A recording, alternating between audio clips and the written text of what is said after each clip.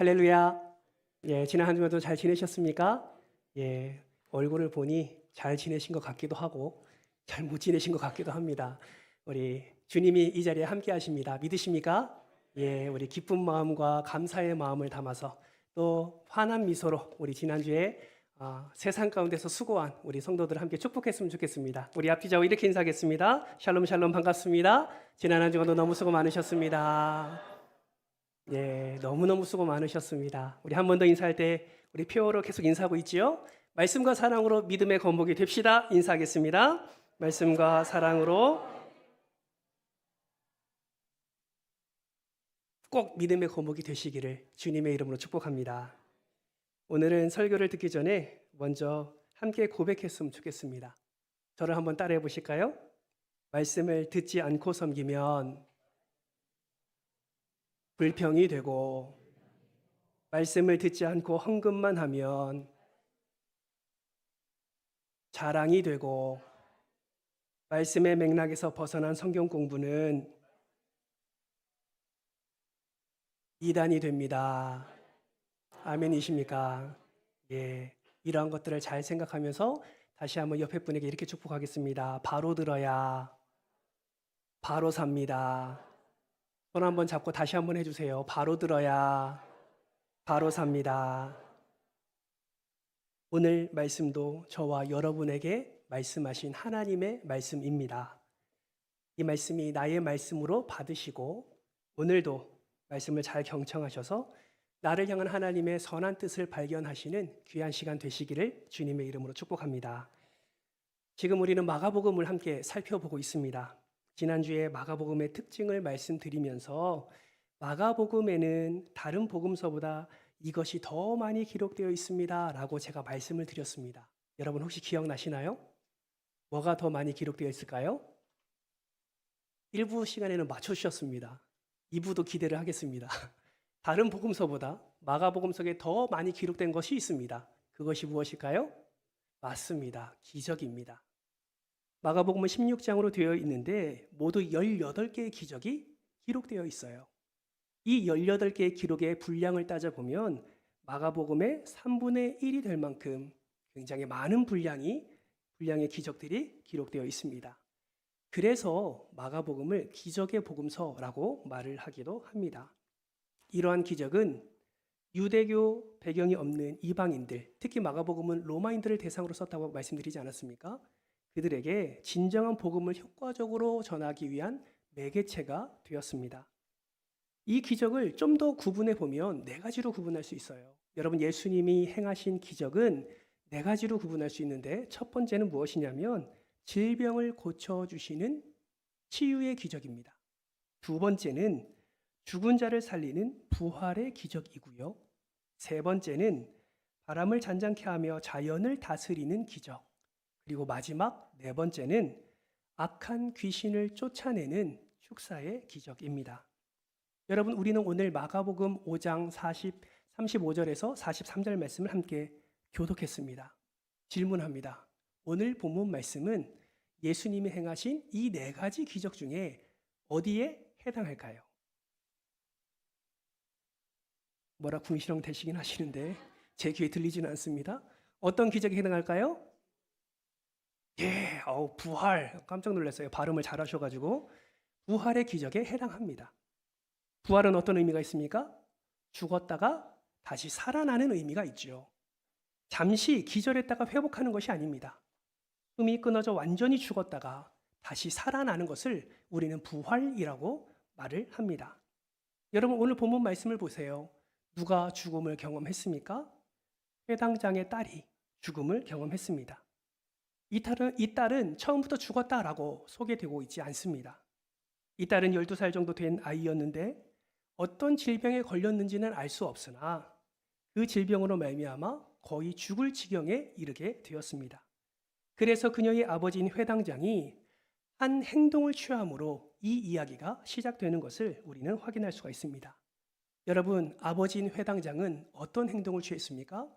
오늘 본문 말씀은 아니지만 이 이야기의 시작인 마가복음 5장 23절 말씀을 보면 이렇게 말씀하고 있습니다. 우리 화면을 보면서 같이 한번 읽어볼까요? 시작. 간곡히 구워가야 돼요.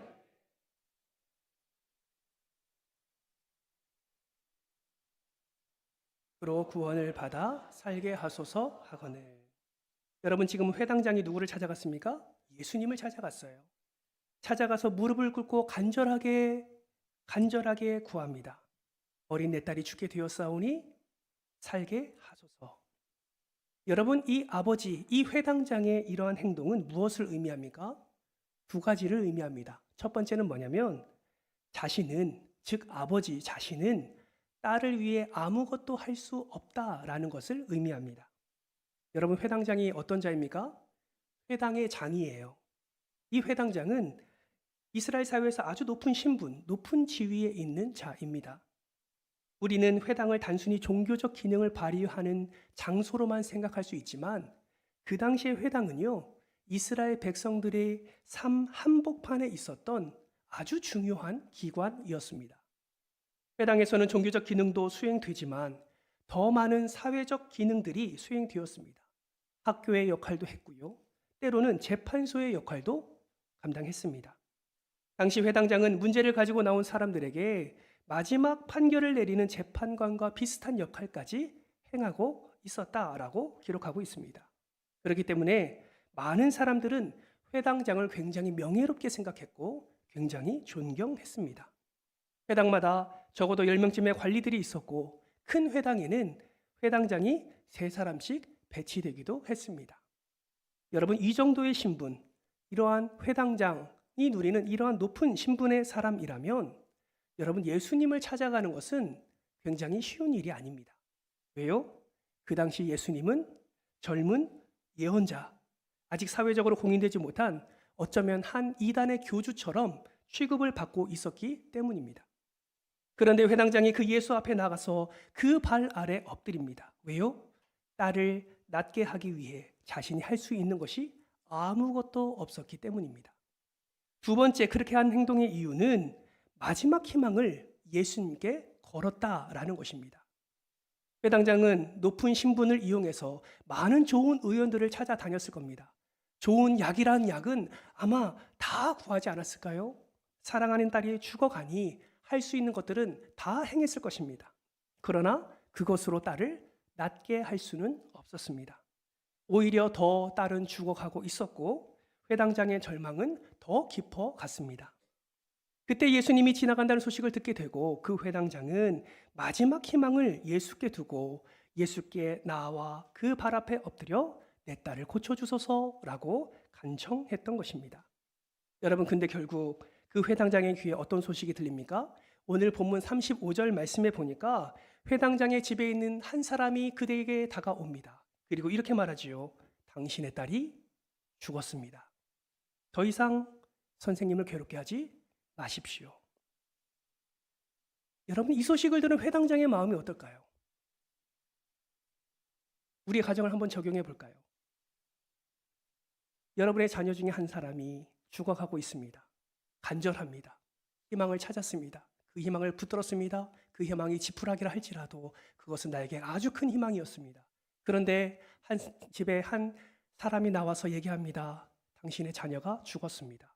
여러분 이 이야기를 들었을 때 여러분 어떤 마음이 들까요? 회당장의 마음이 무너지지 않았겠습니까? 딸의 죽음으로 인한 좌절감과 절망감에 사로잡혀 견딜 수 없는 고통을 그 자리에서 경험하지 않았을까요? 저는 오늘 본문 말씀을 묵상하면서 이 세상에 이렇게 견딜 수 없는 고통 중에 있는 사람들이 얼마나 많을까라는 생각을 해보게 되었습니다. 한 주간 동안 말씀을 또 준비하면서 다양한 것들을 경험하면서 이러한 고통 중에 있는 사람들의 마음을 조금 더 깊이 생각해 보게 되었습니다. 그러면서 유튜브에 한 쇼츠를 보게 됐어요. 그 쇼츠는 어떤 쇼츠였냐면 2025년도에 사망한 연예인들이 나오는 쇼츠였습니다. 굉장히 많이 죽었더라고요.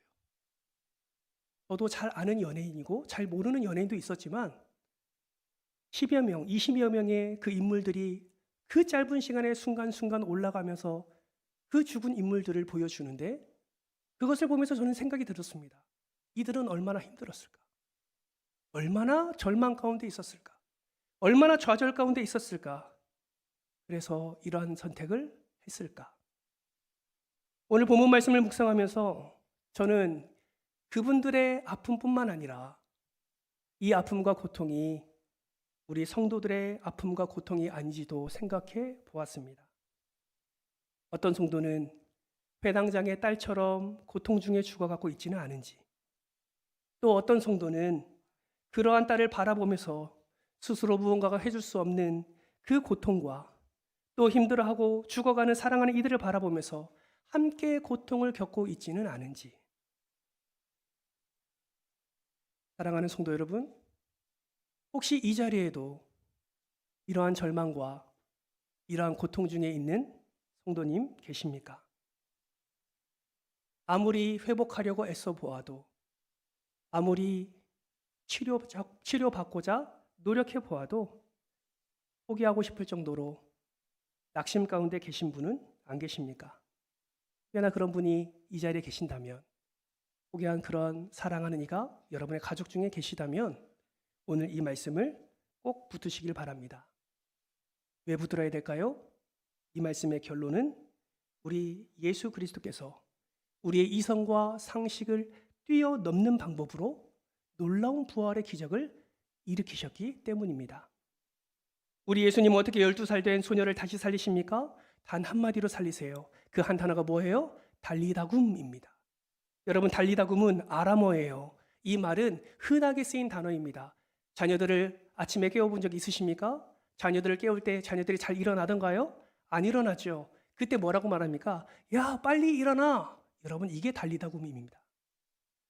좀 더 이 단어를 풀어보면 헬라어 아람어 달리다라는 말은 아주 작은 것, 그리고 미천한 것, 불쌍한 것, 연약한 것을 뜻하고 굼이라는 단어는 일어나라라는 것을 의미합니다. 따라서 예수님이 달리다굼이라고 말한 것은 나의 사랑하는 작은 아이야 일어나라라고 말하고 있는 것입니다. 여러분, 이 말씀을 듣고 죽은 소녀가 어떻게 되었습니까? 호흡이 돌아옵니다. 이 죽은 소녀가 벌떡 일어나게 되었습니다. 새로운 삶이 다시 시작되는 순간입니다. 일어날 수 없는 사람이 다시 일어나는 놀라운 기적을 경험하게 되었습니다. 달리다굼. 저는 이 예수의 말씀이 이 당시에 죽은 소녀에게 뿐만 아니라 이 말씀을 나누는 저와 여러분에게도 선포한 말씀임을 믿습니다. 저는 확신합니다. 육체적으로, 관계적으로, 정신적으로, 사회적으로, 영적으로 혹여나 죽어가는 그 고통을 경험하고 있는 자들이 이 달리다굼의 이 명령의 말씀을 믿음으로 받을 때에 반드시 그에게도 회복과 치유와 살아나게 되는 놀라운 역사를 경험하게 될 줄 믿습니다. 그 주인공이 바로 모든 여러분이 되시기를 주님의 이름으로 축복합니다. 그러면 내 삶에서 어떻게 육체적으로, 관계적으로, 정신적으로, 사회적으로, 영적으로 부활의 기적을 경험할 수 있을까요? 오늘 본문 말씀을 통해서 우리가 그 원리들 하나하나를 발견해 보기를 원합니다. 첫 번째는 문제를 가지고 예수님 앞에 나와 엎드려야 합니다. 여러분, 12살 된 소녀가 다시 살게 된 기적의 시작이 무엇입니까? 바로 아버지 회당장이 예수님께 나아가는 것으로부터 시작을 합니다. 마가복음 5장 22절 말씀을 보면 회당장 중 하나인 야이로를 하는 이가 와서라고 말씀을 합니다. 예수 앞에 나간 것이죠. 그리고 무엇을 행동합니까? 예수를 보고 예수의 발 앞에 엎드립니다. 발 앞에 엎드렸다는 것은 최고의 겸손을 의미하는 것입니다. 딸의 고통이, 딸의 그 죽어가는 그 고통 속에 경험하는 절망이 회당장을 최고의 겸손한 자로 만들어 버린 것입니다. 겸손히 엎드려서 무엇을 합니까? 23절 말씀에 보니까 간곡히 구하여라고 말씀을 합니다. 이는 한 번만 호소한 것이 아니에요. 예수님이 들어주실 때까지 계속 구하였음을 의미합니다. 선생님, 살려주세요. 제발 살려주세요. 제발 내 딸 좀 살려주십시오. 부탁입니다. 제발, 제발 살려주십시오. 이렇게 반복적으로 소리치고 부르짖으며 간청을 하는 것입니다. 여러분, 만약에 회당장의 딸의 이 고통과 이 아픔이 일어나지 않았더라면 여러분, 회당장이 예수 앞에 나와서 예수의 발 앞에 엎드렸을까요? 엎드리지 않았을까요? 아마 엎드리지 않았을 것입니다. 왜요? 말씀드린 대로 그는 사회적으로도 인정받고 존경받는 자였기 때문입니다. 부족한 게 없기 때문이지요. 그러나 딸의 아픔으로 인해서 그는 예수 앞에 나와 발 앞에 엎드렸고 결국 예수 그리스도께서 허락해 주시는 놀라운 부활의 기적을 경험하게 된 것입니다. 여러분, 우리도 마찬가지입니다. 우리도 삶 속에서 원치 않는 사건, 상황, 사람 때문에 고통을 겪을 때가 있지요. 육체의 질병으로 인한 고통뿐만 아니라 관계적으로, 정신적으로 경험하는 그런 고통도 날마다 우리는 경험하게 됩니다. 다행히 우리는 믿는 사람들인지라 그러한 고통 겪을 때 그 문제를 가지고 하나님 앞에 나아갑니다. 그래서 하나님께서 허락하시는 그 놀라운 회복의 은혜를 우리는 경험하기도 합니다. 그러나 그러한 문제를 겪고도 주님 앞에 나아가지 않는 자가 있습니다. 그러한 문제, 그러한 아픔을 겪어서도 절망 가운데 처하고 있으면서도 하늘을 바라보지 않습니다. 하나님을 의지하지 않습니다. 여전히 세상 가운데서 방법을 찾습니다. 그런 자들은 결국 부활의 기적을 경험하지 못하는 것이죠. 사랑하는 성도 여러분, 고난과 고통이 우리에게 다가올 때 여러분은 어떻게 그것에 반응하십니까? 여러분, 고난과 고통이 우리에게 다가올 때 여러분은 불평과 불만으로 그것을 반응하고 있지는 않습니까? 여러분 한번 생각해 보세요. 여러분의 삶에 고난이 없습니다. 여러분의 삶에 고통이 없어요. 여러분의 삶에 갈등이 없습니다. 여러분의 삶에 부족함이 없어요. 그러면 여러분은 예수를 잘 믿었을 것 같습니까? 잘 믿지 않았을 것 같습니까? 이거는 질문입니다. 답해 보세요. 잘 믿었을 것 같습니까? 잘 믿지 않았을 것 같습니까? 제 생각에는요, 적당히 믿었을 것 같습니다. 적당히 기도했을 거고요. 적당히 예배할 것이고요. 내가 원하면 적당히 신앙생활을 하면서 그렇게 살아갔을 것입니다. 왜요? 아쉬울 것이 없기 때문이죠. 여러분, 이것이 인간이에요. 나의 정욕이 채워지며 하나님도 내어버리는 것이 우리의 속성입니다. 그러므로 여러분 기억하세요. 고난은요, 하나님의 은혜를 누리는 놀라운 기적의 통로라는 사실을 기억하시기를 바랍니다. 고난은 변장된 축복이에요. 당장의 고난은 아픔이 있지만 그것을 통해서 온전히 하나님을 바라보고 온전히 하나님을 의지하고 그 예수 그리스도께 나아가 엎드려 간구하며 주님을 의지할 때에 주님께서 허락해 주시는 갑절의 은혜를 누릴 수 있는 것이 바로 고난이라는 것입니다. 여러분, 고난을 통해서 더 큰 하나님을 바라며 더 큰 하나님을 경험하며 더 놀라운 부활의 기적을 경험하는 여러분 되시기를 주님의 이름으로 축복합니다. 그러므로 고난이 다가옵니까? 그것을 가지고 불평하는 것이 아니라 오히려 소망을 품지 않으시겠습니까? 하나님 이것을 통해서 어떻게 또 나를 사랑하시는지, 하나님이 이 고통을 통해서 어떻게 나를 빚어가시는지 여러분 또 소망을 품고 주님 앞에 나아가게 될 때에 그 믿음을 보시고 주께서 여러분의 삶을 어루만지시고 진정한 회복의 길로 인도해 주실 줄 믿습니다. 어떻게 우리는 부활의 기적을 경험할 수 있을까요? 두 번째는 아직 문제가 해결되지 않았더라도 누구와 함께 걸어가야 됩니까? 예수와 함께 걸어가야 합니다. 해당장의 간곡한 부탁에 예수님이 어떻게 반응하십니까? 마가복음 5장 24절 말씀을 보시면 이에 그와 함께 가실새라고 기록되어 있습니다. 여기서 가실새라는 단어는 문법적으로 즉각 행동에 옮겼다라는 것을 의미합니다. 간청했을 때 예수님은 회당장의 그 간청을 듣고 곧바로 회당장 집으로 발걸음을 내딛었다라는 것이죠. 그런데 여러분, 그가 주님과 함께 걷고 있었을 때 또 하나의 사건이 그 상황 가운데 들어오게 됩니다. 어떤 사건입니까? 25절 말씀해 보시면 12해를 혈류증으로 알아온 한 여자가 있어. 여러분, 회당장의 마음이 어땠을까요? 기쁘지 않았을까요? 그렇게 희망했던 예수 그리스도가 자기 집으로 발걸음을 옮깁니다. 한 걸음 한 걸음 내딜 때마다 그 절망의 늪에서 빠져나오는 그런 기쁨을 누리지 않았을까요? 그런데 가는 길에 한 여인이 예수의 옷자락을 만집니다. 예수가 그 여인이 누군지 보려고 뒤를 돌아봅니다. 그리고 치유된 그 여자가 다시 예수께 나와서 무릎 꿇고 믿음의 고백을 합니다. 여러분, 지금 회당장의 입장에서 한번 생각해 보세요. 그 치유의 시간, 혈류증을 앓는 그 여인이 치유되는 시간이 회당장에게는 어떻게 다가왔을까요? 여러분, 지금 자기의 딸이 죽어가고 있어요. 1분 1초가 지금 너무나 중요합니다. 빨리 가서 고쳐야 돼요. 그런데 한 여인이 갑자기 등장하더니 자신들이 가는 길을 방해하고 있습니다. 회당장의 입장에서 그 여인을 바라볼 때에 어떠한 마음으로 바라봤을까요? 짜증나지 않았을까요? 불평하지 않았을까요? 만약에 가서 죽었다면 누구 때문이에요? 그 여자 때문이라고 생각할 정도로 이 사건은 회당장에게 정말 감사한 일로 다가오지 않는 사건입니다. 오히려 방해거리일 뿐이에요. 여러분, 그렇다면 예수님은 왜 이 사건을 허락하셨을까요? 옷자락을 만졌을 때 신경 쓰지 말고 그냥 걸어가면 되실 텐데 왜 굳이 뒤를 돌아서 이 여인을 바라봤을까요? 이 여인을 왜 찾았을까요? 여인이 나와서 고백할 만큼 왜 시간을 거기서 그렇게 허비하고 계실까요? 저는 이 사건을 묵상하면서 두 가지를 생각해 보았습니다.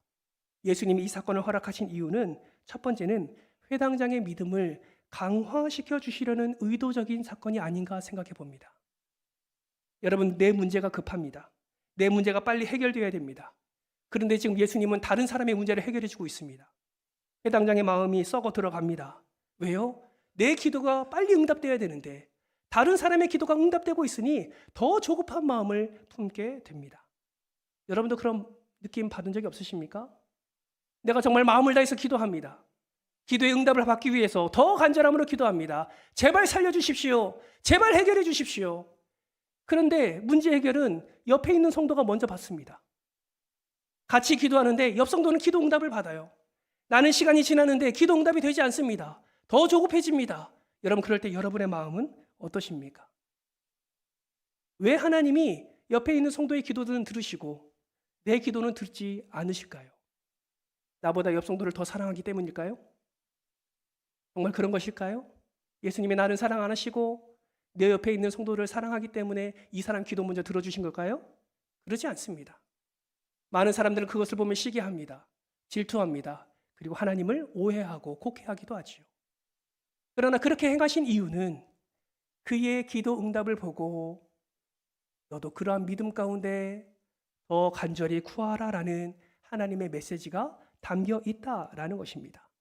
그렇기 때문에 내 기도 응답은 되지 않고 옆 사람의 기도 응답이 될 때 우리가 더 감사하고 더 기뻐해야 될 것은 그가 믿는 하나님이 내가 믿는 하나님이요 그의 기도를 응답하시는 이가 내 기도를 응답해 주신 것이라는 그 확신을 가지고 우리는 더 축복하고 감사하고 하나님께 나아가야 될 줄 믿습니다. 여러분의 옆에 있는 사람들이 기도 응답을 받으면 여러분 더 이렇게 기도하세요. 불평과 원망을 쏟아내는 것이 아니라 주님, 이 사람의 기도도 응답해 주셨으니 저의 기도도 속히 응답하여 주옵소서. 이러한 상황에 내 소망과 내 믿음이 점점점 작아지는 것이 아니라 점점 더 커져서 믿음이 강화되어져서 더 하나님을 바라보는 그런 믿음의 사람 되시기를 주님의 이름으로 축복합니다. 또 이 사건을 허락하신 이유는 아마도 회당장의 믿음을 테스트하기 위함이 아닐까 하는 마음도 듭니다. 왜요? 나를 얼마나 믿고 있는지 예수님이 확인하고자 하는 것이죠. 이만큼 시간이 지체되어도 끝까지 너는 나를 기다릴 수 있느냐? 이만큼 시간이 지체되어도 너는 끝까지 포기하지 않고 나와 동행하겠느냐라는 믿음의 테스트가 아닌가 생각을 해보게 됩니다. 여러분, 예수님은 끝까지 포기하지 않고 함께 동행하는 자를 기뻐하십니다. 누가복음 18장 1절 말씀을 보세요. 예수께서 그들에게 항상 기도하고 낙심하지 말아야 할 것을 비유로 말씀하여. 여러분, 이 말씀은 무엇을 말씀하기 전에 말씀하신 말씀인 줄 아세요? 억울한 한 과부가 재판관에게 자기의 억울한 일을 호소하는 그 비유를 말씀하시기 전에 말씀하신 거예요. 항상 기도하고 낙심하지 말아야 할 것은 이라고 말씀하면서 그 비유를 말씀하신 것입니다. 여러분, 이것은 예수님은 단 한 번의 기도로 우리 인생의 모든 문제가 해결된다고 강조하지 않으심을 의미합니다. 어떤 경우에는 문제 해결보다 더 중요한 가르침을 위해서 기다리게 하실 때도 있다라는 것이죠. 예수님은 일련의 과정을 통해서 주님과의 신뢰 관계를 형성하도록 또 문제 해결을 지연시키면서 기도하게 하실 때도 있다라는 사실을 우리는 반드시 기억해야 될 줄 믿습니다. 그러므로 여러분, 우리는 어떻게 해야 됩니까? 더 엎드려야 되는 거예요. 문제가 해결되지 않는다고, 하나님이 나를 사랑하지 않는다고 하나님과의 관계를 끊어버리는 것이 아니라 더 기다려야 하는 것이죠. 항상 기도하고 낭망하지 말아야 합니다. 포기하고 계속 끝까지 주와 동행하기를 힘써야 될 줄 믿습니다. 그 동행의 끝이 뭐라고요? 부활의 기적이라고요.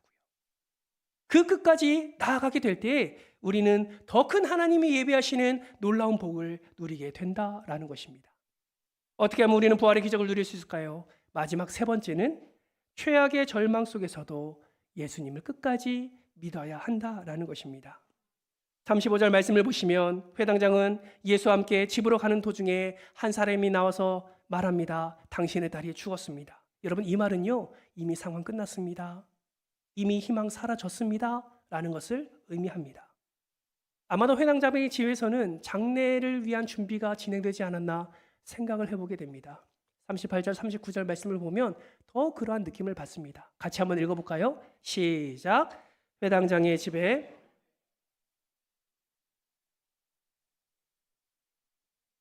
39절입니다. 들어가서 그들에게 이르시되, 여기서 떠들다라는 말은 그 자리가 매우 시끄럽고 복잡하고 혼란스러웠다라는 것을 의미합니다. 그러나 이 절망의 한복판에서 예수님은 뭐라고 말씀하십니까? 우리 36절 말씀도 같이 한번 읽겠습니다. 시작. 예수께서 그 하는 말을 곁에서 들으시고 회당장에게 이르시되 두려워하지 말고 믿기만 하라 하시고. 여러분, 이 말씀은 현재 명령형으로 되어 있습니다. 두려워하지 말고 믿어라. 계속 믿어라 라고 말씀하시는 거예요. 여러분, 상황은 끝났습니다. 이미 절망 상태입니다. 그런데도 예수님은 말씀하십니다. 계속해서 믿으라. 두려워하지 말고 믿으라. 그리고 뭐라고 말씀하십니까? 달리다굼.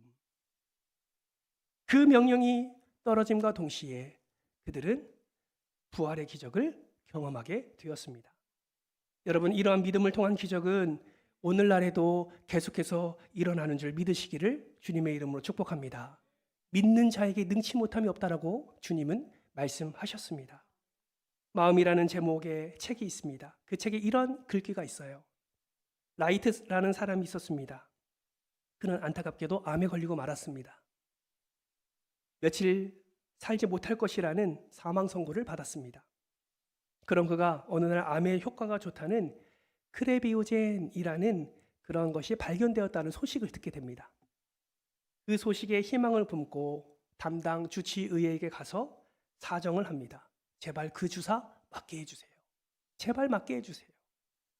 그 주치의인 필립 웨스트 박사는 그의 간절한 요청을 받아들여서 그렇게 해주기로 동의하였고, 시간을 정해서 그 라이트 씨에게 크레비오젠이라는 주사를 놔주었습니다.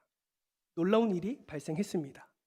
주사를 준 후 며칠 후에 의사는 이 라이트 씨가 죽음의 절망에서 벗어나서 간호사들과 농담하며 기쁨으로 관계를 맺는 것을 보았던 것입니다. 왜 이 모습이 깜짝 놀랐을까요? 그 의사가 주사한 것은 크레비오젠이 아니라 바로 물이었기 때문입니다. 물을 주사한 이유는 크레비오젠을 발견한 것이지 그것을 상용화해서 만든 과정까지는 아직 절차가 진행되지 않았기 때문입니다. 워낙 간절히 요청하는 터에 이분은 얼마 살지 못할 것을 알고 물을 주입을 한 것이죠. 여러분, 어떻게 라이트 씨가 회복하게 되었습니까? 주사가 아니라 믿음이다라는 것입니다. 바로 이런 것을 가리켜서 의학계는 플라시보 효과라고 말하지요. 또아제도 좋은 약이라고 확신하고 먹으면 효과가 있다라는 것입니다. 반대도 있습니다. 노시보 효과입니다. 이 효과는 나빠질 것이라고 믿으면 건강이 실제로 나빠진다라는 것을 말하고 있습니다. 이것은 무엇을 가리킵니까? 믿음은 마음을 움직이고 감정을 지배하고 심지어 우리 몸의 생리적 작용에까지 영향을 미칠 수 있다라는 것입니다. 플라시보 효과는 위약 효과라고 합니다. 가짜 효과를 의미하는 것이죠. 그런데 여러분, 예수 그리스도를 믿는 믿음은 플라시보 효과와 전혀 차원이 다릅니다. 그것이 가짜 효과라면 예수님을 믿는 믿음은 우리 주님이 역사하시는 실제하는 실제적인 효과이기 때문에 그렇습니다. 우리가 예수님을 믿을 때에 실제로 회복과 치유의 역사가 일어난다라는 것입니다. 바라고 소망하기는 아무리 최악의 상황이라 할지라도, 가장 큰 절망 속에 있다 할지라도 예수님을 믿으시고 붙드셔서 달리다곰의 기적을 맛보는 저와 여러분 되시기를 주님의 이름으로 축복합니다. 말씀을 맺겠습니다. 우리는 인생을 살면서 많은 것들을 경험합니다. 절망도 경험하고 좌절도 경험합니다. 여러분, 우리가 경험하는 최후의 절망은 무엇입니까? 바로 죽음이지요. 죽음은 모든 사람을 삼킵니다. 어린아이도 젊은이도 노인도 삼킵니다. 죽지 않는 사람은 아무도 없습니다. 그러나 이 최악의 절망 속에서도 주님은 우리에게 무엇을 요구하십니까? 믿음을 요구하십니다. 사랑하는 성도 여러분, 죽음을 이기신 예수님이 절망과 죽음의 고통 가운데 있는 우리를 부활의 기적으로 회복시키시고 살리실 것을 여러분 믿으십니까? 믿으십니까? 믿으십니까? 이 믿음의 고백이 여러분의 삶 속에서도 계속 아멘으로 고백되어지기를 주님의 이름으로 축복합니다. 두려워하지 마십시오. 믿으십시오. 하나님의 말씀은 진리입니다. 예수는 능력입니다. 예수는 치유입니다. 회복이 더디다고 걱정하지 마시고 믿고 더 주님 앞에 나아가 엎드리십시오. 그럴 때 주님께서는 우리 모든 상한 심령을 어루만지실 뿐만 아니라 주님의 놀라운 능력으로 우리를 회복하시고 우리를 살리시고 우리에게 새 생명으로 은혜를 더해 주실 줄 믿습니다. 어떤 이들은 이번 한 주간 오늘 선포된 말씀의 은혜를 누릴 것입니다. 그러나 어떤 이들은 이번 한 주간 같은 말씀을 들어도 이 부활의 기적을 누리지 못할 수도 있습니다. 믿음의 차이입니다. 바라고 소망하기는 이번 한 주간 동안 온전한 믿음으로 이 부활의 기적을 여러분의 가정과 일터와 사업장에서 충만히 누리시기를 주님의 이름으로 축원합니다.